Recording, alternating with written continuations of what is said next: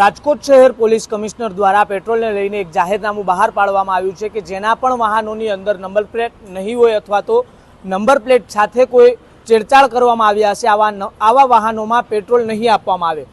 આવું જાહેરનામું રાજકોટ શહેરના પોલીસ કમિશનર બ્રિજેશ કુમાર ઝા દ્વારા બહાર પાડવામાં આવ્યું છે। જ્યારે પેટ્રોલ પંપના માલિક આપણી સાથે જોડાયા છે, તેમની સાથે વાત કરીશું।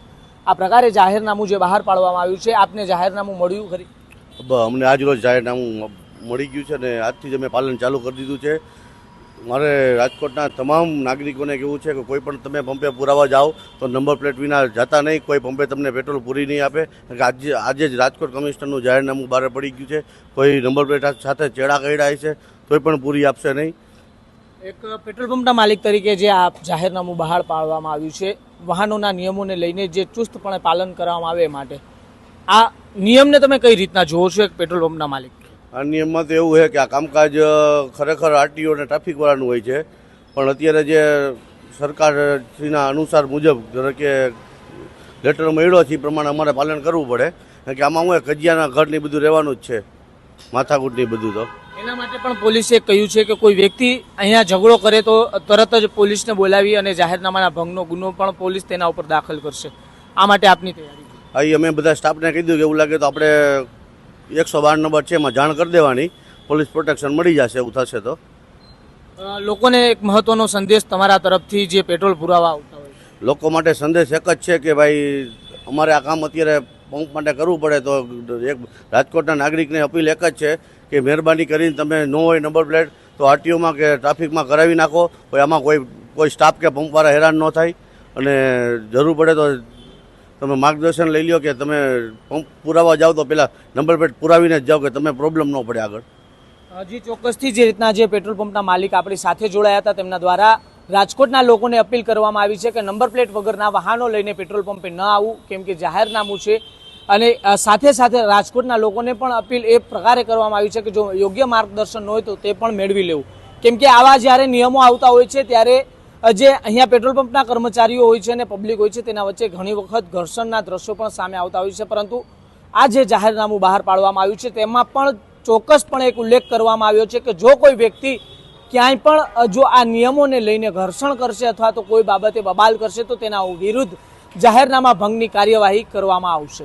રાજકોટ શહેર પોલીસ કમિશનર દ્વારા જે જાહેરનામું બહાર પાડવામાં આવ્યું છે કે જો તમારા વાહનોની અંદર નંબર પ્લેટ નહીં હોય અથવા તો નંબર પ્લેટ સાથે કોઈ છેડછાડ કર્યા હશે તો પછી તમને પેટ્રોલ નહીં આપવામાં આવે। ત્યારે રાજકોટના લોકો સાથે આ બાબતે ચર્ચા કરીશું। કાકા, આપ અત્યારે પેટ્રોલ પંપે પહોંચ્યા છો, એક નવું જાહેરનામું બહાર પડ્યું છે કે જો કોઈના વાહનોમાં નંબર પ્લેટ નહીં હોય તો આ લોકોને પેટ્રોલ નહીં, આ જાહેરનામાને તમે કઈ રીતના જુઓ છો? કમિશનર સાહેબના આ જાહેરનામું એકદમ સ્તુત્ય પગલું છે, અને દરેક નાગરિકની ફરજ છે કે પારદર્શિતા માટે નંબર પ્લેટ હોવી જરૂરી છે। જો કોઈ ગુનો કરીને વયો ગયો હોય, ભાગી છૂટ્યો હોય તો એ માણસને પકડવો અઘરો છે, એટલે આ એકદમ પ્રશંસનીય પગલું કમિશનર સાહેબ દ્વારા બહાર પાડવામાં આવ્યું છે। જે આ લોકો નંબર પ્લેટ નથી રાખતા તેવા લોકોને શું સંદેશો આપશો? કાયદાને સહકાર આપો, દરેક કાયદાને સહકાર આપવો એ દરેક જાગૃત નાગરિકની ફરજ છે। જી ચોક્કસથી જે અન્ય પણ વાહન ચાલકો છે તેમની સાથે પણ વાત કરવાના પ્રયાસો છે તે કરીશું। દાદા, આજથી એક જાહેરનામું રાજકોટમાં બહાર પાડવામાં આવ્યું છે, નંબર પ્લેટ નહીં તો પેટ્રોલ નહીં, આ જાહેરનામાને કઈ રીતના જુઓ છો? સારી રીતે જોઉં છું। આ જાહેરનામાને લઈને લોકોને શું કહેશો? નંબર પ્લેટ તો હોવી જોઈએ ને બધાની। કોઈ માણસ ગુનો કરીને નીકળે છે, નંબર પ્લેટ નથી તો એને ટ્રેક કેવી રીતે કરશો? તો નંબર પ્લેટ વગર જ કોઈને ચલાવવું છે તો એ તો કાયદાનો ભંગ છે, એમાં કાંઈ ક્વેશ્ચન છે જ નહીં।